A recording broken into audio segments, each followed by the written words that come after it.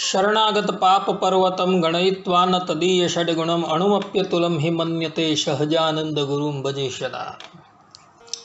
असतो मा षड्गमय तमसो मा ज्योतिर्गमय मृत्युर्मा अमृतम गमय। ओम शांति शांति शांति। આજની જ્ઞાન સભાની અંદર પધારનારા બધા જ ભગવત ભક્તોને વેદાંતાચાર્ય પુરાણ ઇતિહાસાચાર્ય અમે ફિલોસોફી શાસ્ત્રી રાકેશભાઈના હિતપૂર્વક જય સ્વામિનારાયણ।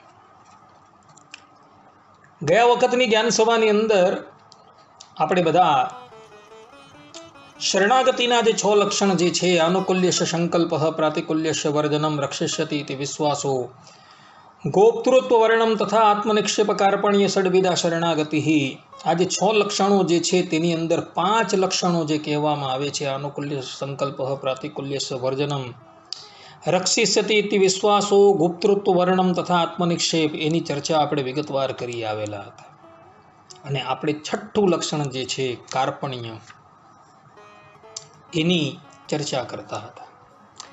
કાર્પણ્યનો અર્થ થાય છે દીનપણું, પોતાને અસમર્થ સમજવું, એને કહેવામાં આવે છે કાર્પણ્ય। તો આ જે કાર્પણ્ય જે છે એની અંદર સાધક જે છે એ પોતાને સંપૂર્ણપણે અસમર્થ સમજતો હોય છે અને પોતાની રક્ષાની સંપૂર્ણ જવાબદારી એ શ્રી ભગવાનના મસ્તકની ઉપર આરોપતો હોય છે। આ જે કાર્પણ્ય રૂપી જે ઉપાય જે છે ને, એ ઉપાયમાં અન્ય કોઈ પણ ઉપાયની અપેક્ષા રાખવામાં આવતી નથી। અને જો સાધક પોતાના આરાધ્ય દેવ સિવાય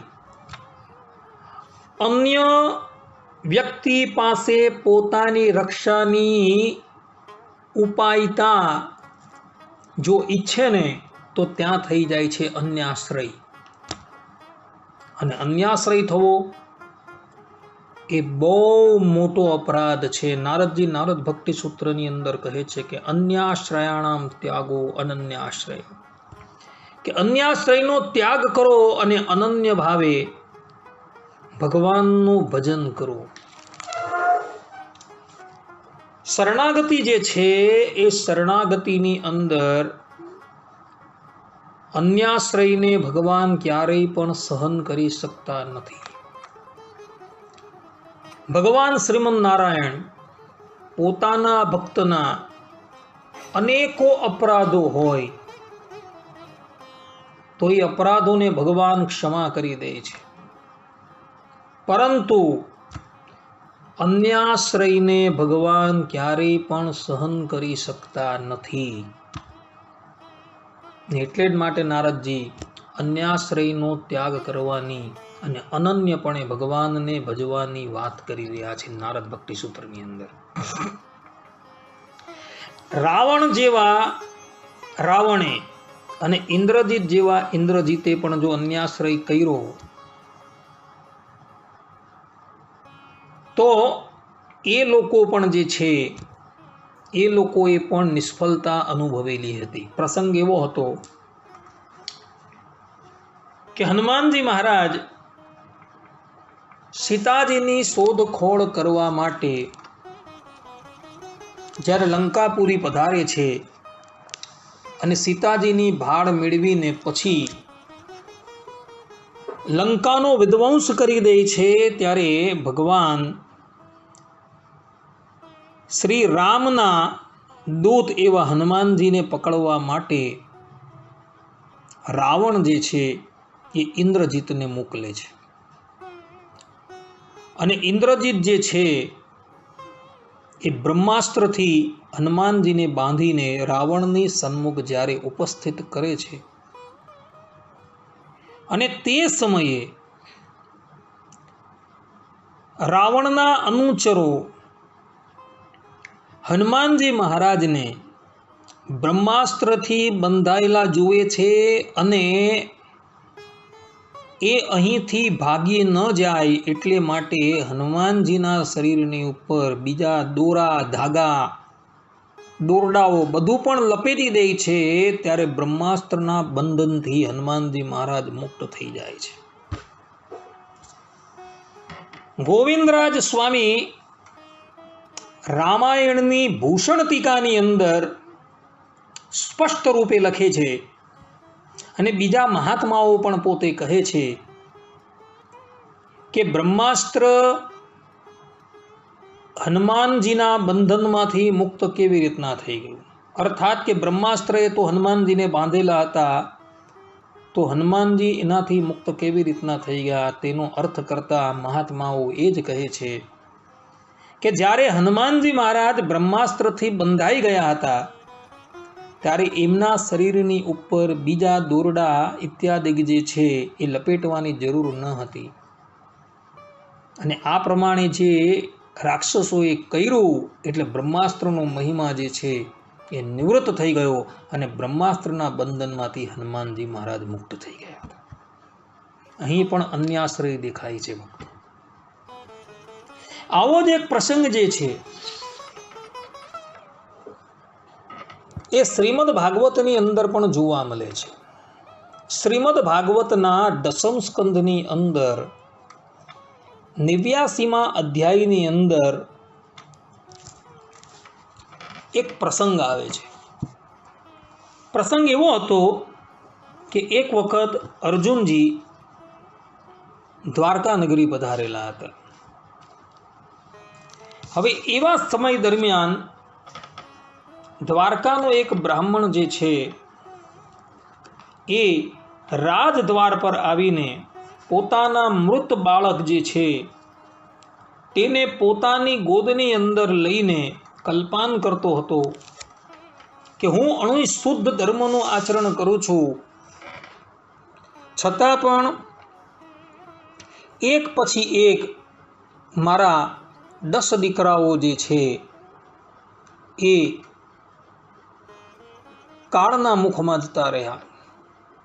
તો મને એવું લાગે છે કે અહીંનો જે રાજા જે છે એ અધર્મી થઈ ગયો છે, અને અધર્મી રાજાના પાપે કરીને જ મારો આ બાળક જે છે એ મૃત્યુ પામેલો છે.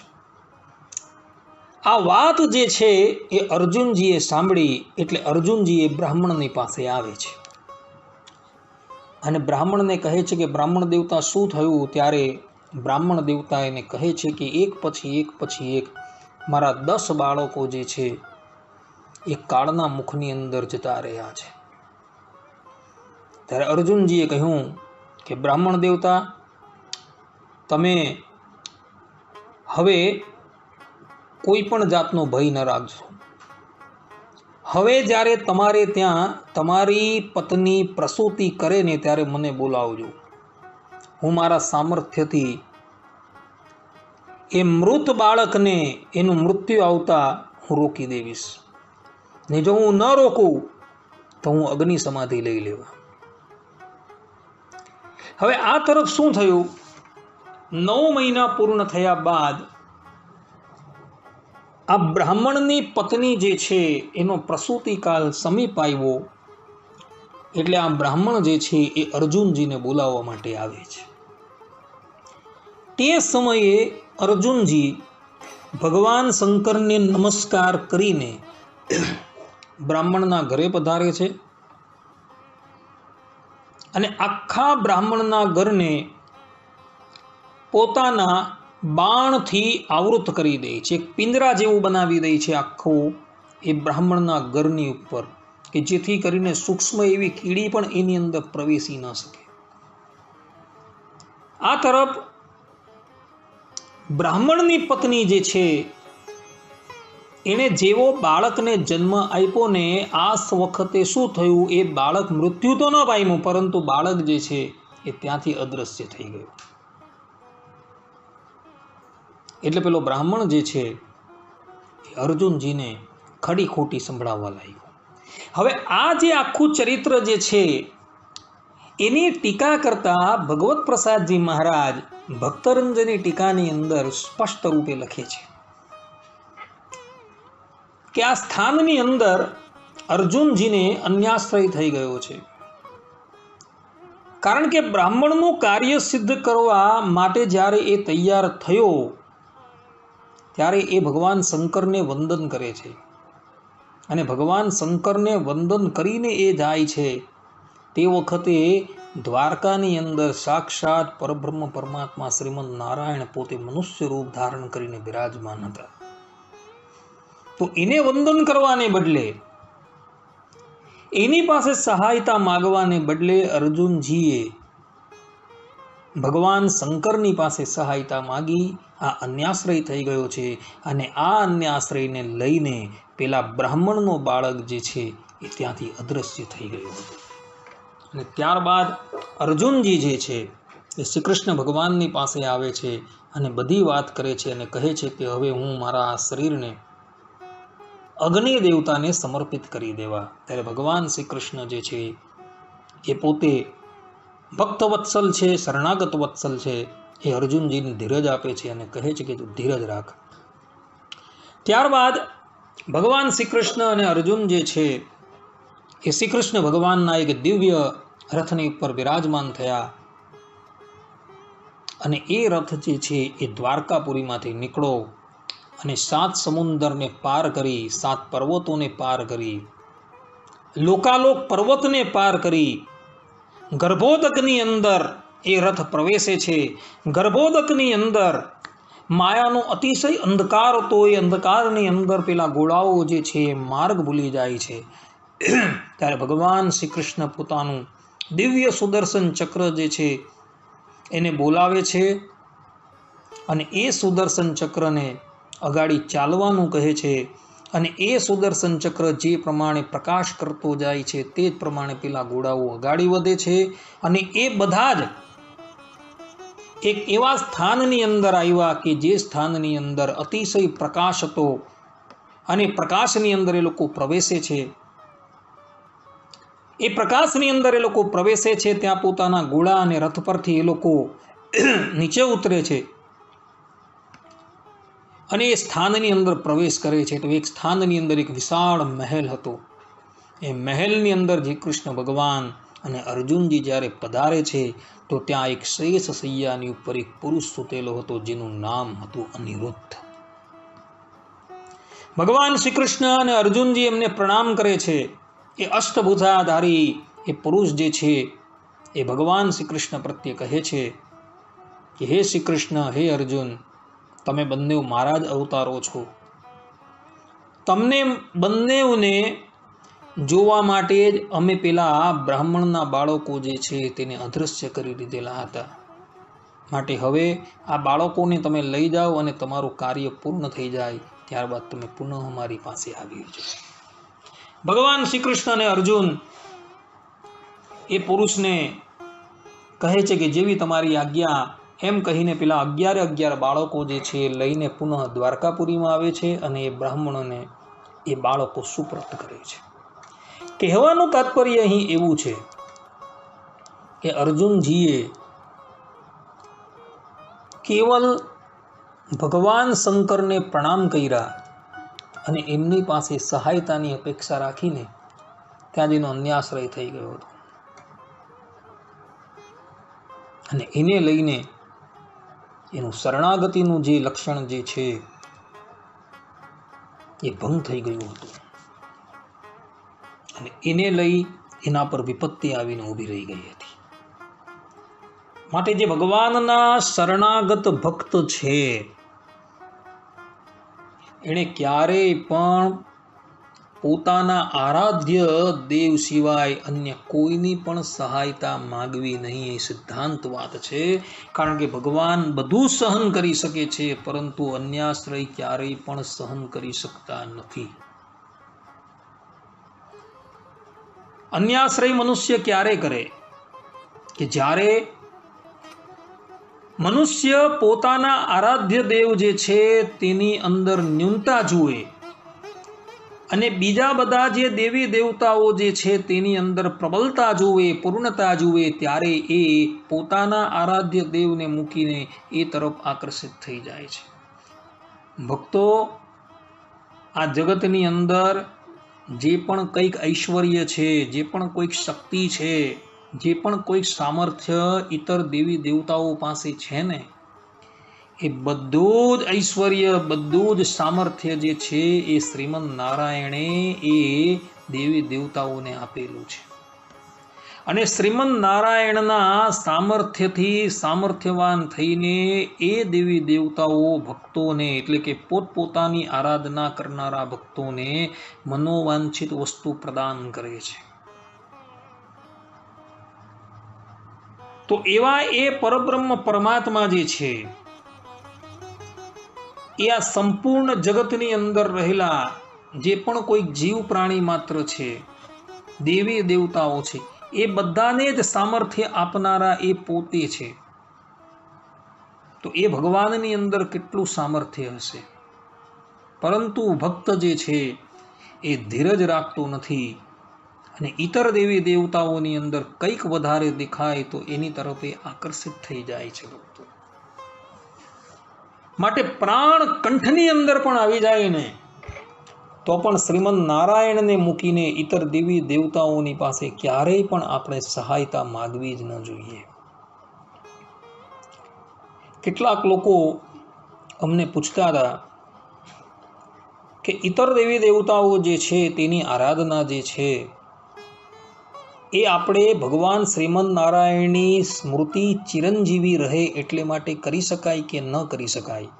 તો એ લોકોને કહેવાનું કે હરિવંશ પુરાણની અંદર સ્પષ્ટ રૂપે લખેલું છે ભગવાન વેદવ્યાસજીએ કે પરબ્રહ્મ પરમાત્મા શ્રીમદ નારાયણની સ્મૃતિ ચિરંજીવી રાખવા માટે તે દેવી દેવતાઓની આરાધના તમે જો કરતા હો તો એ અન્યાશ્રય થતો નથી, પરંતુ તમારું લક્ષ્ય એટલું જ હોવું જોઈએ કે મને શ્રીમદ નારાયણની સ્મૃતિ ચિરંજીવી રહે, એટલે માટે હું આ દેવી દેવતાઓની આરાધના કરું છું. આ જ આરાધના ગોપીઓએ પણ કરેલી હતી. શ્રીમદ ભાગવતના 10મ સ્કંદની અંદર 11મા અધ્યાયની અંદર ગોપીઓએ કાત્યાયની દેવીની આરાધના કરેલી હતી. શા માટે? કે શ્રી કૃષ્ણ ભગવાન જે છે એ અમારા પતિ થાય, એ ઉદ્દેશ્યથી એમણે કાત્યાયની દેવીની આરાધના કરેલી હતી. આ ઉપરાંત તમે જુઓ વિષ્ણુ પુરાણની અંદર પણ ભગવાન શ્રી કૃષ્ણની લીલાઓનો સંગ્રહ કરવામાં આવેલો છે. તેની અંદર પણ જ્યારે જાંબુવન સાથે થતા યુદ્ધની અંદર કેટલાય દિવસો ભગવાન શ્રી કૃષ્ણ ગુફામાં ગયા અને ગુફામાંથી બહાર ન આવ્યા, ત્યારે દ્વારકાના લોકો જે ગુફાની બહાર ઉભેલા હતા તે લોકોએ વિચારી લીધું કે ભાઈ શ્રી કૃષ્ણ ભગવાન હવે પરત ક્યારેય ન આવશે, અને એ લોકો બધા દ્વારકા આવી ગયા. અને દ્વારકા આવીને એ લોકોએ આ સમાચાર વસુદેવ દેવકીને આપ્યા, અને વસુદેવ અને દેવકીજીએ તે સમયે શ્રી કૃષ્ણ ભગવાનના પુનઃ પોતાને દર્શન થાય એટલે માટે દુર્ગા દેવીની આરાધના કરેલી હતી. આ વાત 10મ સ્કંદની અંદર પણ લખેલી છે. શેને માટે? કે શ્રી કૃષ્ણ ભગવાન કુશલતાથી પુનઃ દ્વારકા આવી જાય એટલે માટે એ લોકોએ દુર્ગા દેવીની આરાધના કરેલી હતી. અને આરાધના પૂર્ણ થઈ એટલે દુર્ગા દેવીએ એમને આશીર્વાદ આપ્યા કે તમને શ્રી કૃષ્ણ ભગવાનના દર્શન જે છે શીઘ્રાતિ શીઘ્ર થશે, અને એના ફલરૂપે એમને ભગવાન શ્રી કૃષ્ણના દર્શન થયા હતા. આમ ભગવાનને માટે જો ઇતર દેવી દેવતાઓની ઉપાસના કરવામાં આવે તો એની અંદર અન્યાશ્રય થતો નથી. તે જ પ્રમાણે તમે કોઈ તીર્થમાં ગયા હો અને તીર્થમાં ગયા હો અને એ તીર્થની અંદર ત્યાંના પ્રધાન દેવતા જે હોય એ પ્રધાન દેવતાની તમે સેવા પૂજા કરતા હોવ તો ત્યાં પણ અન્યાશ્રય થતો નથી. આ વાત વલ્લભાચાર્યજી જે છે તેના પૌત્ર ગોપીનાથજીએ પોતાના વચનામૃતની અંદર કહી છે. આચાર્યના પૌત્ર સ્પષ્ટ રૂપે કહે છે કે જે તીર્થની અંદર તમે ગયા હો અને તે તીર્થની અંદર રહેલા જે પ્રધાન દેવતા છે એ દેવતાઓનું તમે અર્ચન કરતા હોવ તો ત્યાં ક્યારેય પણ અન્યાશ્રય થતો નથી. કારણ કે તીર્થયાત્રાની અંદર આ નિયમ છે કે જે તીર્થની અંદર તમે જાઓ એ તીર્થની અંદર પ્રધાનપણે રહેલા જે દેવતા જે છે તેનું અર્ચન તમારે કરવું પડે. પરંતુ એ અર્ચન જો તમે કરો છો તો એ અર્ચનની અંદર કેવલ ને કેવલ ભગવદ ભાવ લાવવાનો છે. દ્રષ્ટાંત તરીકે કોઈ વ્યક્તિ કાશી ગયા છે અને કાશીની અંદર એ વિશ્વનાથ ભગવાનની જ્યારે અર્ચા કરતો હોય ત્યારે એણે કેવલ એટલો ખ્યાલ રાખવાનો છે કે હું ભગવાન શ્રીમદ નારાયણના આત્માનું પૂજન કરું છું. કારણ કે શ્રીમદ ભાગવતના દસમ સ્કંધની અંદર સ્પષ્ટ રૂપે ઉદ્ધવજી પ્રત્યે ભગવાન શ્રી કૃષ્ણના વચન છે કે ભગવાન શંકર જે છે મારો આત્મા છે. અને પૂર્વે થયેલા મોટા મોટા પુરુષો જે છે તેણે પણ આ જ પક્ષને અપનાવેલો છે. શ્રીમદ ભાગવતના પંચમ સ્કંદની અંદર ઋષભદેવ ભગવાનના પુત્ર ભરતજીનું આખ્યાન આવે છે. એ ભરતજીના આખ્યાનની અંદર પણ તમે જુઓ તો ભરતજી જ્યારે યજ્ઞની અંદર ઇન્દ્રના નામથી જ્યારે આહુતિ આપતા હતા ત્યારે એ એવું જ વિચાર કરતો હતા કે હું ભગવાનના બાહુની આહુતિ આપું છું.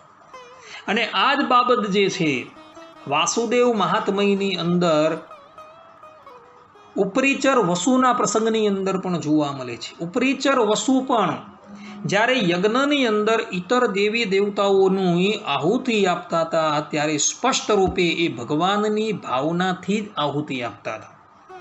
એ પણ જ્યારે ઇન્દ્ર દેવતાની આહુતિ આપતા હતા ત્યારે એવું વિચારતા હતા કે હું ભગવાનના બાહુનું પૂજન કરી રહ્યો છું. સૂર્યદેવની જ્યારે આહુતિ આપતા હતા ત્યારે એમ સમજતા હતા કે હું ભગવાનના નેત્રનું પૂજન કરી રહ્યો છું. જો આ પ્રમાણેની ભાવનાથી તમે તે દેવતાઓનું પૂજન કરતા હોવ, એનું સ્મરણ કરતા હોવ તો તમને ક્યારેય પણ અન્યાશ્રય થતો નથી. ભગવાન સ્વામિનારાયણે પણ શિક્ષાપત્રીની અંદર કર્તવ્યમ કરણ્યમ વા શ્રાવણ માસે સર્વથા બિલ્વ પત્રાદિભિ પ્રીત્યા શ્રી મહાદેવ પૂજનમ આ પ્રમાણે મહાદેવજીની પૂજા કરવાની આજ્ઞા આપેલી છે.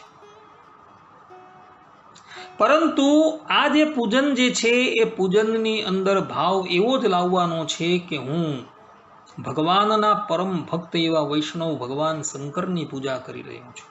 અથવા ભાવ એવો લાવવાનો છે કે હું ભગવાનના આત્માની પૂજન કરી રહ્યો છું. તો ક્યારેય પણ તમને અન્યાશ્રય થશે નહીં. જો સ્વતંત્ર રૂપે તમે ભગવાન શંકરનું પૂજન કરશો તો ત્યાં અન્યાશ્રય થશે. પરંતુ મારા ઈષ્ટદેવ ભગવાન સ્વામિનારાયણની આ પ્રમાણેની આજ્ઞા છે એ ભાવનાથી જો તમે મહાદેવનું પૂજન કરશો તો તમને ક્યારેય પણ અન્યાશ્રય થશે નહીં. માટે આ વાત ખાસ ભક્તો ધ્યાન રાખજો. ભગવાન શ્રીમદ નારાયણને અન્યાશ્રય ક્યારેય પણ પ્રિય નથી. એ બધું જ સહન કરી લે છે. પોતાની આજ્ઞા વિચ્છેદ કરનાર ભક્તને પણ એ ક્ષમા કરી દે છે. પરંતુ જે પણ કોઈક વ્યક્તિ ભગવાન શ્રીમદ નારાયણ સિવાય અન્યનો આશ્રય કરે છે ને તેને ભગવાન ક્યારેય પણ ક્ષમા કરી શકતા નથી. માટે આપણે પણ હંમેશા આ વાતનું ધ્યાન રાખવાનું છે કે ક્યારેય પણ આપણાથી અન્યાશ્રય ન થાય. જો અન્યાશ્રય થઈ ગયો તો આપણે પણ બધા ભગવાનના કોપના ભાજન થશું.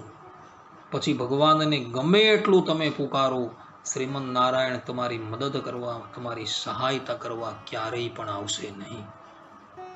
માટે અન્યાશ્રયનો ત્યાગ કરી અનન્ય ભાવે પરબ્રહ્મ પરમાત્માને વિશે નિષ્ઠા રાખજો અને એમનું ભજન કરજો. આટલું કહીને મારી વાણીને વિરામ આપું છું. હવે પછીના પ્રવચનની અંદર પણ આપણે કાર્પણ્યની જ વાત કરશું. ત્યાં લગીન બધા જ ભગવદ્ ભક્તોને હિતપૂર્વક જય સ્વામિનારાયણ. સર્વે સંતુ નિરામય, સર્વે સુખીનો ભવંતુ, સર્વે ભદ્રાણી પશ્યંતુ, મા કશ્ચિત દુઃખ ભાગ ભવેત અસ્તુ. જય સ્વામિનારાયણ.